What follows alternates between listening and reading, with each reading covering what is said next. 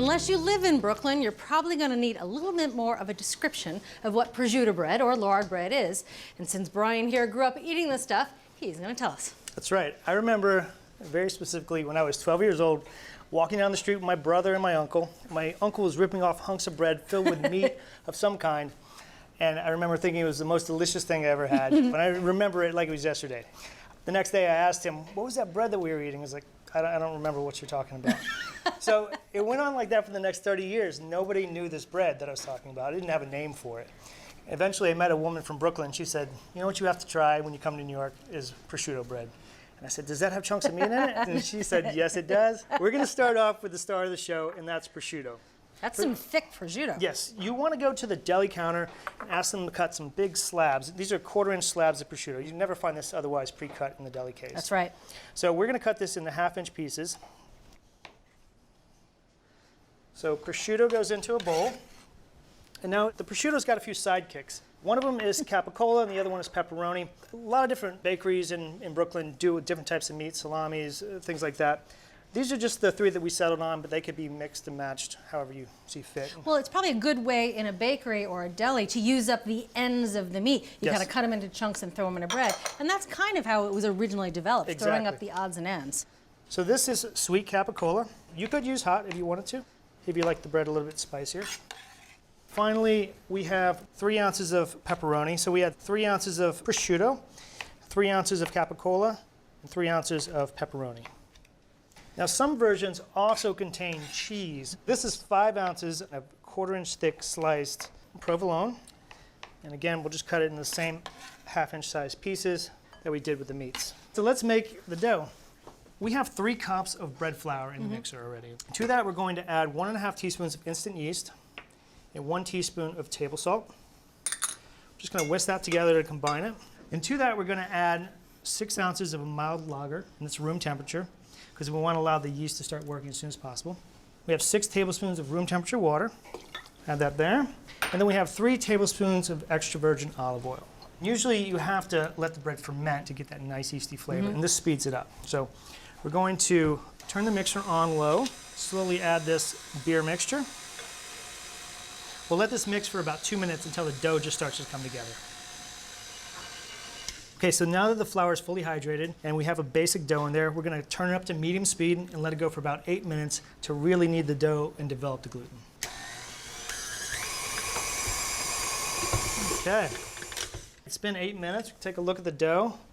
That is a solid looking dough right there. Nice and chewy, a lot of gluten developed. So now we're going to add all of our meats and cheese, as well as a good kick of black pepper. That's one of the characteristics of this bread, is a heavy hand with black pepper. So this is 1½ teaspoons of the black pepper. And we're going to let this mix for about 2 minutes on low speed until it just starts to come together. However, at that point, not all the meat and cheese will be worked into the bread. We'll have to do a little bit of counter work. Gotcha. That dough has some Brooklyn attitude, that's for sure. Both the dough and the meat, they don't want to combine so easily. No. All right, so we're going to knead it for a little bit to incorporate the meat and the cheese a little bit better. So we're going to hit it on a lightly floured counter. That's a lot of meat and cheese you're trying to put into that dough. Yep, it's okay. You're force feeding it. All right, so just knead it until you can get all the meat and cheese to stick to it. So I'm just kind of folding it over and pressing it with my hand, a 1/4 turn every time, and then push anything else into it. I don't think I've ever seen a bread so stuffed with things. I love it. All right, so that's most of it incorporated. We're just going to shape it into a ball here. We're going to transfer it to a lightly greased bowl. Okay, and then we're going to cover it with a little bit of plastic wrap. And we're going to let this dough rise at room temperature until it's doubled in size, and that takes about 1½ hours. Okay, Julia, you can see that the dough is doubled in size. It's only taken us about 1.5 hours to get there. So we're going to divide this dough in half because it makes 2 loaves of bread. In order to get it perfect, I'm going to weigh the dough and then split it in half. We're looking at about 21 ounces per loaf. All right. So you're going to shape 1 loaf, all right, if you don't mind. I don't mind. Okay, so we want to shape these into baguette style, about 12-inch logs. In order to do that, we want to press them out to knock out any of the air. And we were looking for an 8 by 5-inch rectangle. All right, I'm going to borrow your ruler.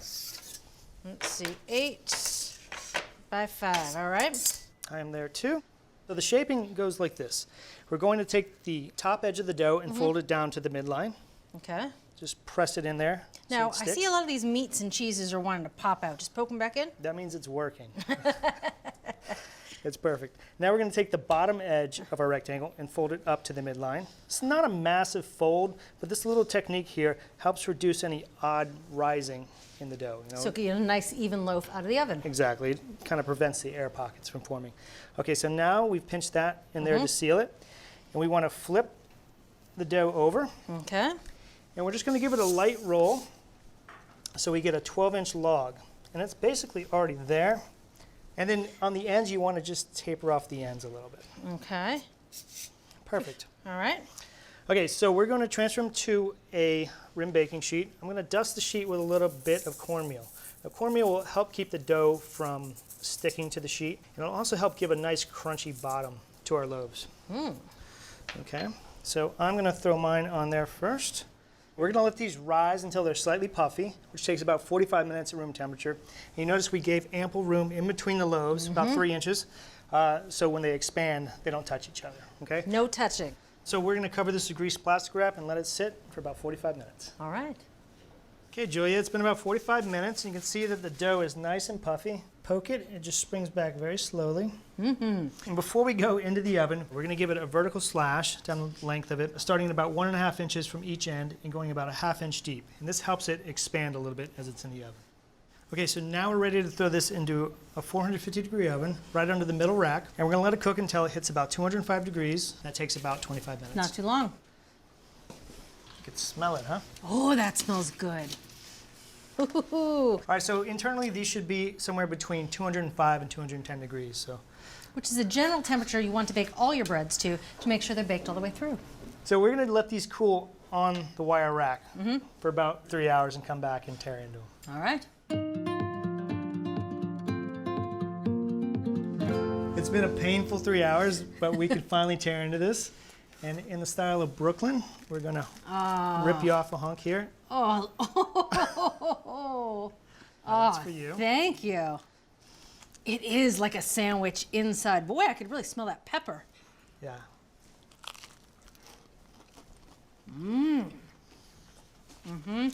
That's been 30 years in the making. The long-lost bread of my childhood.